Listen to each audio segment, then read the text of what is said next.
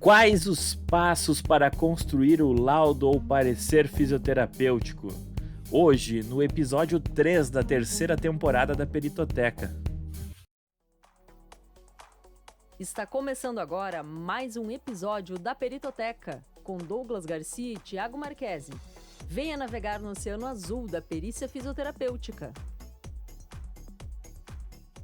Olá, audiência! Olá, Tudo bom? audiência! Estamos aqui novamente, mais uma vez, e sendo redundante, para falar, então, de um assunto que nas redes sociais, quando a gente está conversando aí sobre perícia, todo mundo quer um exemplo de laudo. Modelo de laudo. Manda um modelo de laudo, pelo amor de Deus, eu preciso. Gente, por favor, vamos se ajudar. Modelar alguém é legal, mas na construção do conhecimento é muito melhor que você faça o seu. Bom, quem é meu aluno sabe que eu nos cursos eu até dou algum modelo, mas antes eles vão ter que construir alguma coisa para mandar para mim. Então o pessoal sempre busca modelos, mas eu acho que não é a melhor maneira de você desenvolver o seu conhecimento. Antigamente, o laudo ou o parecer, ele não tinha obrigatoriamente nenhum formato. Os peritos e os assistentes podiam formatar ele a seu bel prazer, da maneira que entendessem correta. Por isso que tinha laudo que parecia e-book. Eu já peguei laudo de engenheiro que tinha 30 páginas e das 30, 20 era encheção de linguiça, até com cópia de NR dentro. A cópia literal da NR para embasar o laudo estava dentro do próprio laudo, para encher linguiça. Hoje a gente ainda vê alguns laudos também de outros profissionais da área da saúde, onde um item do laudo é breve revisão bibliográfica, e tem 30 páginas sobre anatomia, fisiologia e fisiopatologia de hernia de disco, de síndrome do manguito rotador. Super breve. Super breve. Muito breve. Sim, interpretando o sentido literal da palavra breve. Obviamente o juiz não lê aquilo. Ele passa reto, passa batido, porque para ele fazer a revisão da literatura não interessa, né? Então a gente... Enfim. E pior ainda, antigamente, antes da reforma do Código de Processo Civil, quando o laudo ou o parecer não vinha assim, repleto de informações bibliográficas, ele vinha... aliás, ele não dava nem para dizer que era um laudo ou um parecer, porque o perito entregava só as respostas dos quesitos. Então ele escrevia assim... Tinha às vezes não tinha capa, né? Então tinha uma breve apresentação dizendo: eu, João das Couve, perito nomeado e compromissado no processo Supra, vem apresentar os resultados do seu trabalho consubstanciado, nem sei como é que os caras falam essa palavra, no presente laudo. E solicito o arbitramento lá de 10 salários mínimos, e não menos que isso, pelo trabalho maravilhoso feito. Aí vira a página... ia acontecer. Virava a página assim, quesito 1, e uma resposta ridícula. Quesito 2. E um prejudicado. Prejudicado, Quesito 4, não relacionado com a perícia, e no fim das contas aquilo não serve para nada. Porque, enfim, complicado. Não trazia aos autos uma luz, né, sobre a controvérsia das partes. E aí, graças a Deus, o Código de Processo Civil veio lá em 2015 e foi reformado. E nessa reforma foi incluído o mínimo que um laudo judicial precisa ter, o mínimo do mínimo. E nessa formatação, ela veio condicionada lá no artigo 473 do novo CPC, explicando lá, então, o mínimo do mínimo que esse documento precisava ter. Lembrando sempre que tudo que tem no Código de Processo Civil, ele fala dos deveres do perito. O perito que é cheio de dever. Na prática, o assistente técnico ele não tem os mesmos deveres do perito. Então, o laudo ele vai ter que ter uma estrutura mínima. E aqui, para o nosso episódio de hoje, eu e o Thiago aqui, a gente pensou em colocar aí pelo menos 8 passos, aí, ou 8 itens, que é o mínimo que se espera que o documento aí que for entregue tem que ter. E vou começar aqui falando da capa. A capa do laudo e do parecer, elas são similares. A diferença é ali quando ambos os documentos eles vão ser endereçados ao juízo. Claro que se for um parecer ad hoc de jurisconsultoria, você vai endereçar para quem pediu. Normalmente é o próprio advogado que pede, ou o paciente. Mas aqui a gente está falando de laudo judicial e de parecer técnico, ele vai endereçado ao juiz. Então você vai botar lá, excelentíssimo senhor doutor, juiz, né, da 6ª Vara do Trabalho de Porto Alegre, e depois você bota ali a sua qualificação, Douglas Garcia, fisioterapeuta, nomeado, perito judicial no processo Supra. E aí vem um detalhe bem importante. A gente sabe que no direito as formalidades são levadas a sério. Então, laudo só é emitido pelo perito do juízo. O assistente emite parecer. Então, o que pode acontecer? Não emita um documento natimorto. Você está indicado assistente no processo e aí você emite um documento e lá no topo, na capa, você escreve laudo do assistente técnico. Não existe. Não existe. O que vai acontecer? A sua credibilidade sobre aquele documento morreu. Teu documento é natimorto. Nem no título ele está certo. A pessoa, se eu sou o juiz, não vou ler o resto, pô, o cara não sabe nem colocar o título. E outra nômina importante que a gente tem que ter cuidado em relação a que o perito é nomeado e o assistente é indicado. Isso é importante também. Porque às vezes também eu já peguei documentos que o cara botou lá. Além de ele botar que era um laudo do assistente técnico, ele botou que foi nomeado pelas partes. Ou nomeado assistente pela reclamada. Não. Ou nomeado assistente pelo autor. Então não é nomeado. Não é porque enfim. Ele é indicado no processo. Ele é indicado. Exatamente. Então não pode cometer esse erro. Na capa, você, se for o perito, vai colocar ali a sua requisição dos honorários e é isso, né? Basicamente, a capa você vai só endereçar para o juiz, botar sua qualificação técnica, os honorários que você imagina Gostaria, justo, né? E o título do documento. O assistente também, né? Só ele vai colocar como parecer. Isso. Vai fazer e ele a não vai botar apresentação os honorários ali, né? Isso. Porque vai fazer ele já vai se apresentar, vai colocar a qualificação dele, vai botar que é indicado pela reclamada, o reclamante, né, e tal. Isso. E vem apresentar seu parecer ou a sua impugnação, né, ao laudo pericial. Isso aí. Beleza. Aí depois nós vamos ter ali a exposição, a sugestão que eu dou, né, o item 2, seja a exposição do objeto da perícia. Por que isso? Porque lá no artigo 473, inciso 1, o inciso 1, diz o seguinte, o artigo, né? O laudo pericial deverá conter exposição do objeto da perícia. O que é isso? Qual que é o objetivo daquele documento? Então você tem que botar o objetivo. O objetivo é atender a ata de audiência que pediu lá uma perícia ergonômica. Ou avaliar o posto de trabalho do reclamante a fim de encontrar eventuais fatores de riscos ergonômicos. E aí você vai ter até alguns objetivos secundários e específicos, como verificar se a empresa atende os requisitos da NR17. Ou se você vai fazer uma perícia previdenciária, o objeto da perícia é avaliar fisicamente o autor e elaborar o diagnóstico fisioterapêutico.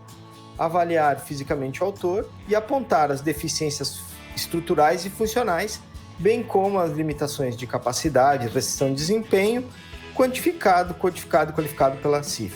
Então, esse é o teu objetivo com aquele documento.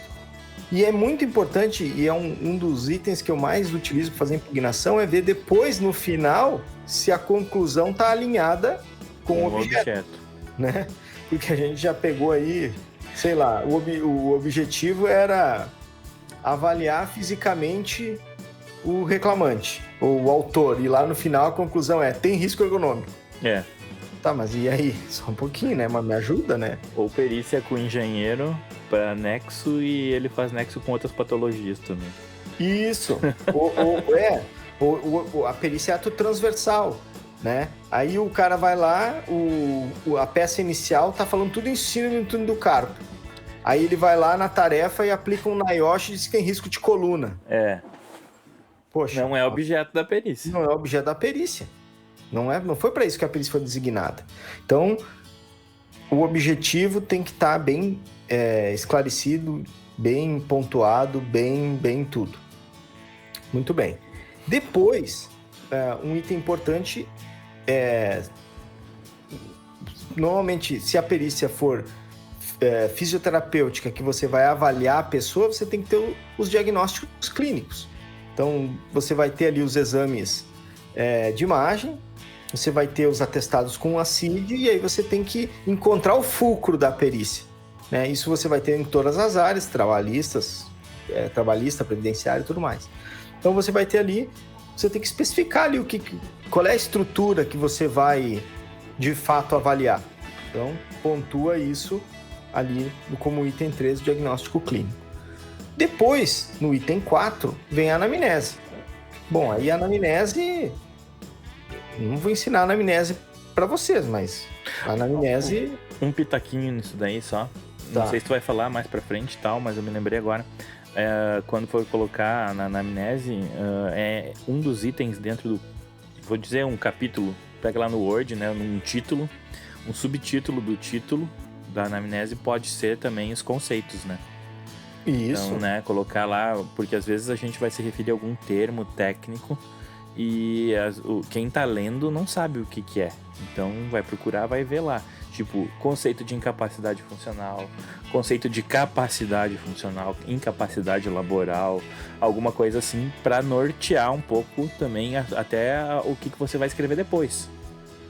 Isso, com certeza.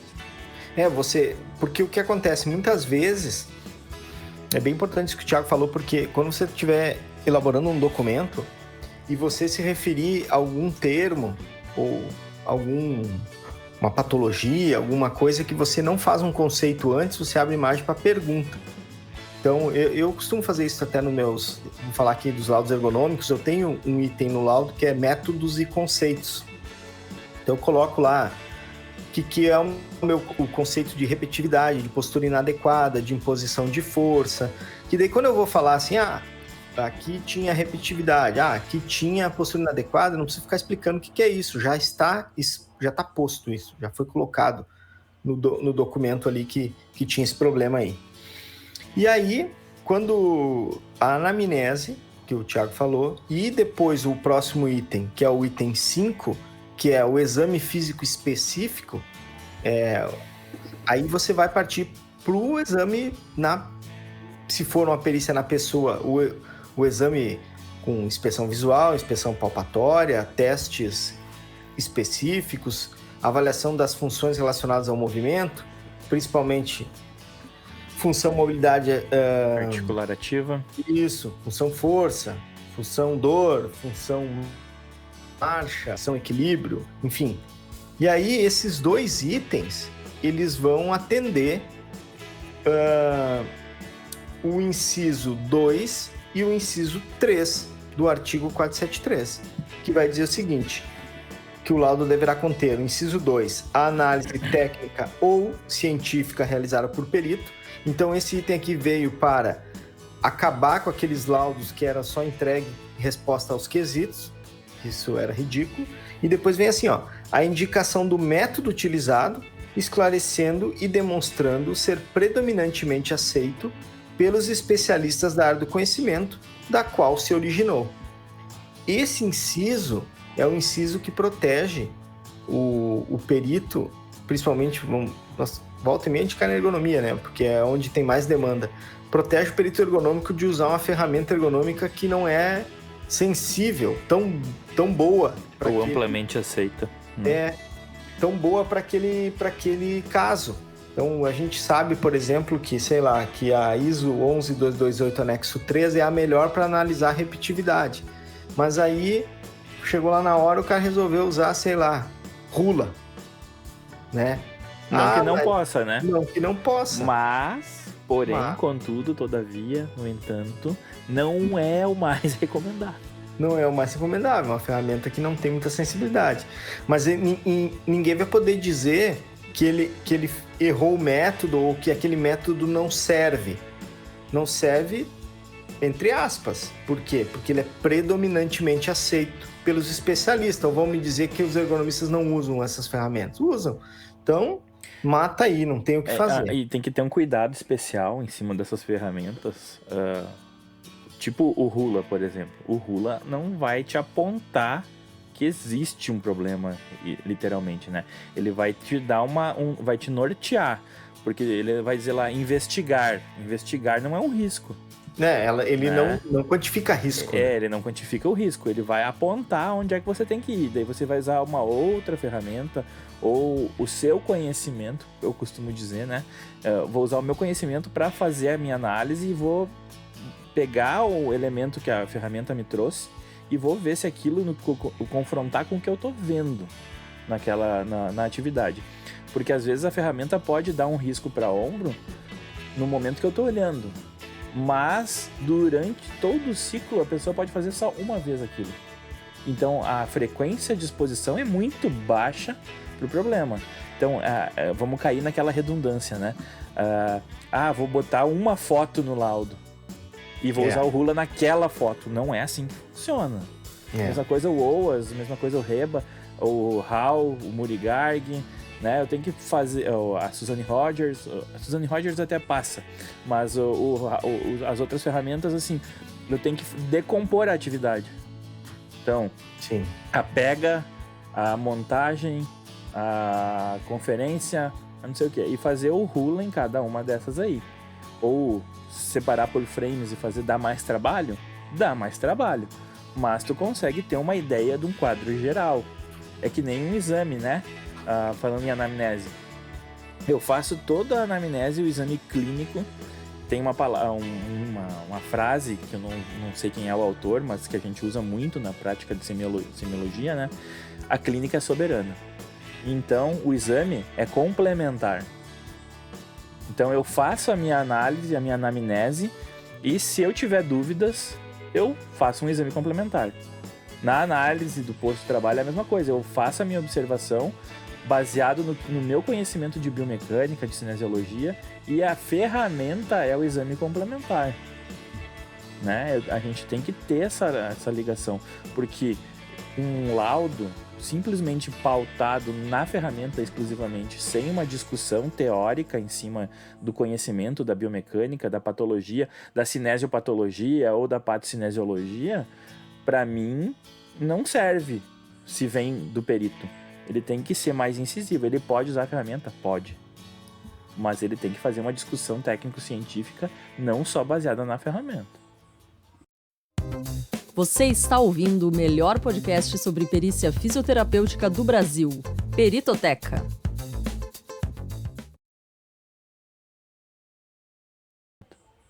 Total, concordo totalmente. Então vamos lá. O item anamnese e exame físico, que são respectivamente o item 4 e 5 do laudo, eles vão de encontro ao inciso 2 e 3 do artigo 473. Depois, com base em tudo que você recolheu aí, a exposição do objeto da perícia, diagnóstico clínico, anamnese, exame físico específico, você vem para a conclusão, né?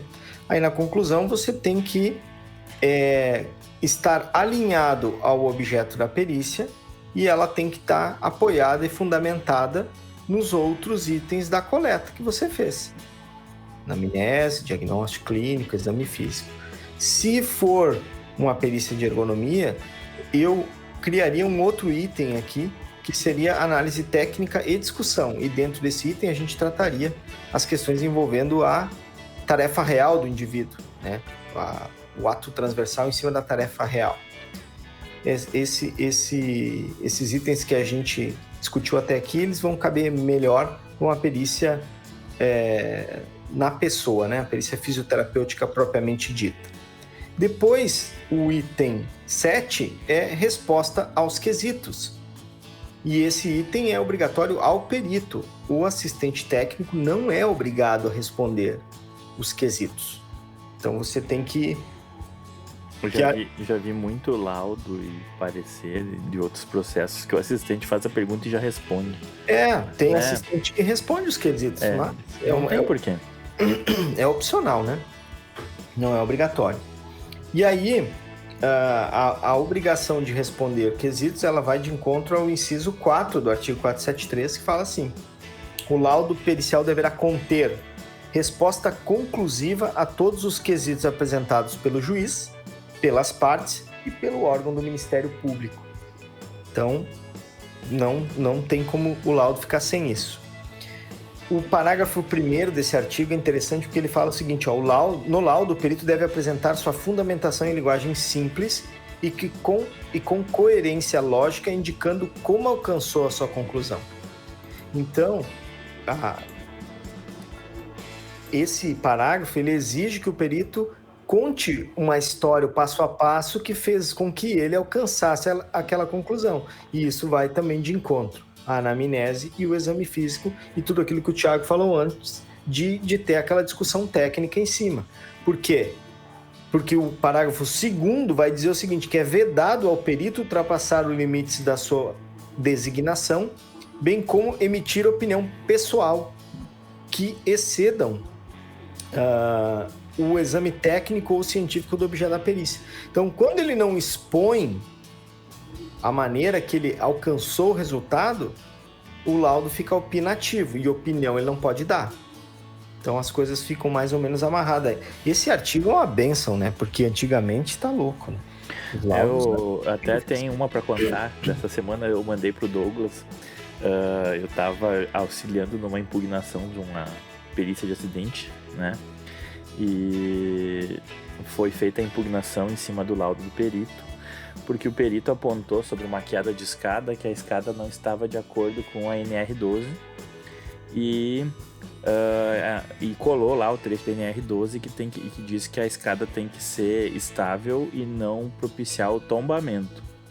Porém, o perito não coloca quais são os parâmetros que seriam os indicados para evitar que acontecesse o tombamento ou algo do tipo. Sendo que na própria NR12 tem lá os parâmetros que tem que compor uma escada minimamente. Então a largura dela tem que ser 60 centímetros no mínimo. Pode ser mais? Pode. Mas ele tinha que ter citado isso no laudo. Claro. E ele não citou. Então foi feita a impugnação e os quesitos complementares em cima disso. O que aconteceu? O juiz sentou no laudo. Indeferiu os quesitos, porque ele viu que o perito errou e ele não vai jogar a bomba no colo do perito. Né? Vai acabar indo vai subir pro TRT lá e daí nós vamos ter que fazer uma sustentação oral em cima disso. A reverter esse tipo de problema só na segunda instância. Com isso a gente já vê que o perito não cumpriu totalmente o que diz ali no artigo 473, né? Não cumpriu o encargo que lhe foi dado. Que complicado isso. Bom, enfim. E aí, por último, e não menos importante, as referências bibliográficas que você utilizou para construir o seu documento. Então esse é o item de número 8 aí para constar no laudo. E tenha um cuidado em citar as referências para não fazer que nenhum perito aqui que a gente pegou lá para impugnar. E a referência mais nova que tinha no laudo é de 1972. Eita. Aí não dá, né, Leônidas? Daí não funciona. Barbaridade. Tem coisa bem mais atualizada, né? Com certeza. Tu até pode fazer uma citação lá de 72 que interessa. De repente aí... que onde deu o start naquele conhecimento, mas depois tu dá uma atualizadinha com os documentos mais novos, ainda mais que nesse laudo. O perito, na hora de colocar lá toda a sua qualificação, ele fala lá que que em virtude do laudo fazer uso de a pesquisa técnica e científica do documento exigia aquele valor. Mas vai aonde com a pesquisa técnica e científica de 72, né? Nossa. Não faz sentido. Mas pior que isso é que eu já peguei laudo médico, que não é laudo médico, né? Mas laudo técnico feito por um médico, uma perícia de saúde, que não vários, na verdade, onde a bibliografia que ele cola é uma página de um blog de outro médico. Daí não me ajuda, né? Daí não tem como. Aí também não dá, né? Referência muito... Ou Wikipedia. Também não dá. É complicado. É raso, é muito raso. Porque espera-se do laudo... Aliás, espera-se que o cara nomeado ele seja o expert, né? O cara que mais sabe sobre aquele assunto. Então ele é a referência naquele momento. Então ele tem que fazer uso de material atualizado, né? Senão não tem o que fazer, né? Não dá. Então vamos recapitular aqui os 8 itens que a gente entende que poderia ter o documento forense, tanto o laudo quanto o parecer. Uma capa, item 1, uma capa. 2, exposição do objeto da perícia. 3, diagnóstico clínico e os exames complementares e os documentos nosológicos e tudo que cabe aqui nesse item. A anamnese, o exame físico específico. Em se tratando de perícia ergonômica, na sequência poderia ter uma análise técnica referente à tarefa real do indivíduo, uma conclusão, que é o item 6, resposta aos quesitos, item 7, e referências bibliográficas. Se você seguir esse esqueleto, ao menos o seu documento vai atender o artigo 473. Ele vai ter todos os itens necessários a atender esse artigo. Aí você capricha lá na parte técnica e principalmente na confecção do exame físico e os demais itens aí do documento. Sem erros de português. Erro de português. Hoje, né, você pode usar, vou dar aqui um conselho do perito. Você pode usar o Google Docs, que é o documentos do Google. Quando você começa a escrever, ele corrige erro de português e erro de concordância, o crase, vírgula. É uma beleza. É muito bom. E outra coisa, também vou dar uma dica pra vocês, que é uma coisa que eu gosto muito de usar. Mais um conselho, então. Mais um conselho do perito. Eu gosto muito de uma ferramenta que tem no Word e tem no Google Docs também, que é o ditar. Porque às vezes eu tenho a ideia na cabeça, só que eu tenho que ficar escrevendo. O que eu faço? Eu boto no ditar e vou falando no microfone e ele vai escrevendo. Depois eu olho e só faço os ajustes naquele texto. Economiza muito tempo. Que beleza, né? Uhum. Sensacional. Muito bem. Da minha parte, era isso, doutor Thiago. Da minha também, doutor. Então vamos ao jabá. Para você que não está no nosso canal do Telegram, você não é um louvado e nem uma louvada. Justo. Né? Então, te inscreve lá no canal.